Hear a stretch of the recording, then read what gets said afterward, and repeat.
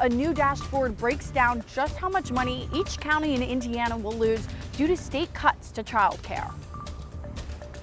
And we've seen the clouds move in throughout the day. Not much in the rain department, but there were a few areas of some scattered sprinkles. We'll talk about our next big rain chance in the forecast. The Colts are heading back to the only stadium they've lost in this year. How maybe the mentality is going to shift this time around as they prepare for the Los Angeles Chargers. More on that coming up in 13 Sports.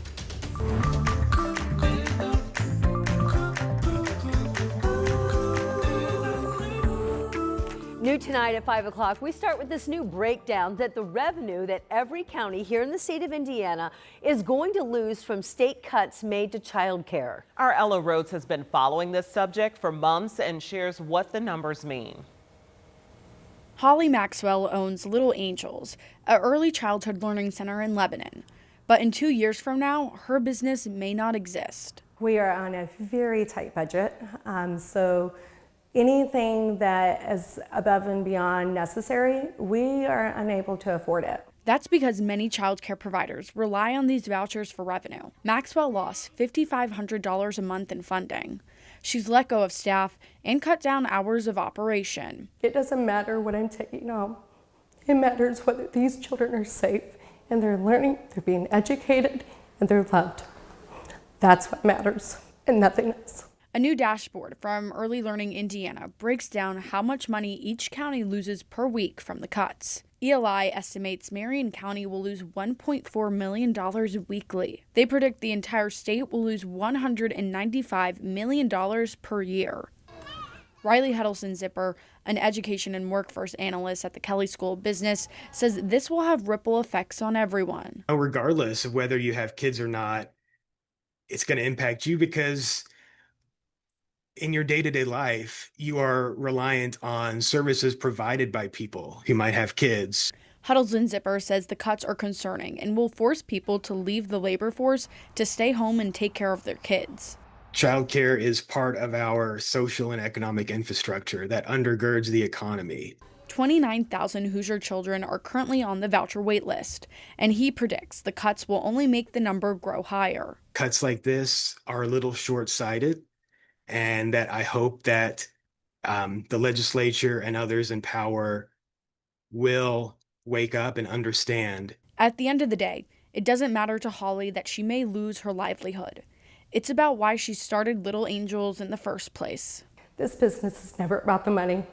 There's not one person in here that works for the money, not one. We do it for the children, 100% every day. And every day she hopes the state will change their decision. In Indianapolis, Ella Rhodes, 13 News.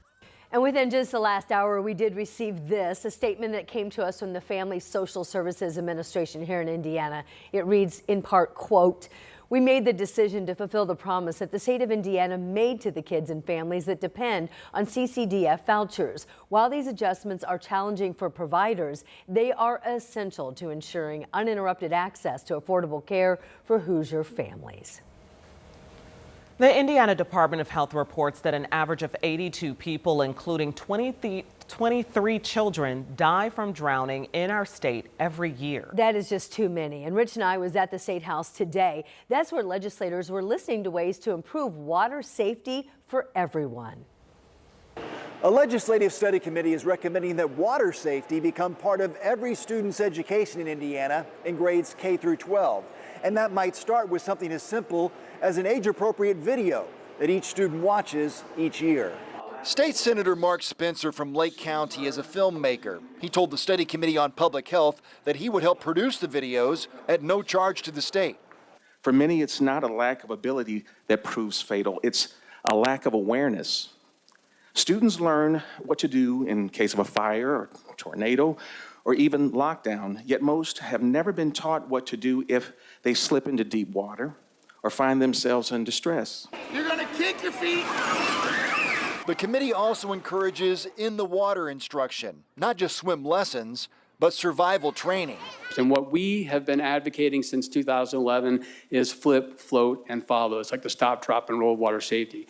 Flip over on your back and you float, keep your head above water, calm yourself down from the panic, conserve energy, and then follow a safe path out of the water. Tanisha Jones shared the story of her nephew drowning in a busy apartment complex pool. On behalf of every child and parent, I humbly ask that you enact measures to help prevent this from happening again. Let JD's story be the last of its kind. Let our children be taught not just to swim, but to survive. The committee encourages school systems to partner with organizations like the YMCA and USA Swimming to implement water safety education. But these are just recommendations that could become legislation in the next General Assembly. At the State House, Rich Knight, 13 News. Okay, the safety of our children is important. All right, thanks to Rich there. We are, of course, keeping our eye on weather here. Yes, Angela is off and Rob Ellis is here with this change in the weather we've had today, cooler than we had at this time yesterday. And a little bit of a sprinkle here and there. More clouds rolled in. That was really what most people saw. It was the clouds. But there were a few spots that picked up a little drizzle or sprinkle here and there. I think most of that's done. I think the change in the forecast is going to be that's going to stay cooler. And then we look ahead to Saturday. I know all eyes are on Saturday.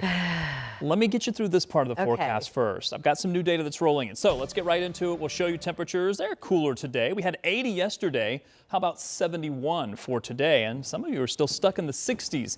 This is that cold front that we were mentioning was going to kind of wash itself out across Indiana. It's really not as well defined, but you can see a general gradient of temperatures in the 60s to the north and 70s farther to the south. Probably going to hold those temperatures there as the clouds stay with us for the next several hours. There were a few spots that picked up some isolated sprinkles. Most of this did not reach the ground, but there were a few lucky folks that might have gotten a raindrop or two. Just wasn't a lot of moisture with this, and we knew that was going to be the case. So what happens from here? Well, the temperatures are going to hold likely into the 60s through the next several hours after we lose some of the 70s. Notice how the front is much more well-defined farther to the west than it is across parts of Michigan and Indiana. We just have more of not a well-defined front that's pushing through. So our temperatures will cool down likely only into the mid to low 50s for tonight with partly cloudy skies. Now, tomorrow things change just a bit. First of all, we'll take some of these clouds and we'll start to move those out of the forecast in the early part of the day. And for at least the next couple of days, you're going to get a day that's relatively pleasant. You'll start out in the 50s. You'll end up near 70 degrees, maybe a few degrees warmer than that by the afternoon, and the sunshine will stay with us.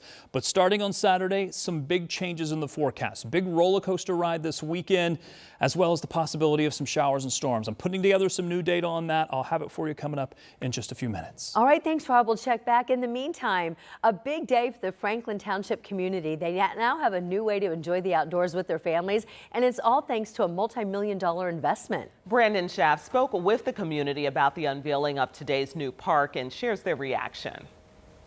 The newly renovated Franklin Township Community Park is already filled with families and kids taking advantage of all that it has to offer. It's a huge change. The old park, it wasn't much there, but this one, I mean, the kids are going crazy over it. Kayla Squires lives nearby and brought her 3 kids to see the new park. She says that it makes a big difference to her family, since they used to drive further away to a nicer park. Now, they'll come here, just a couple of minutes away from their home.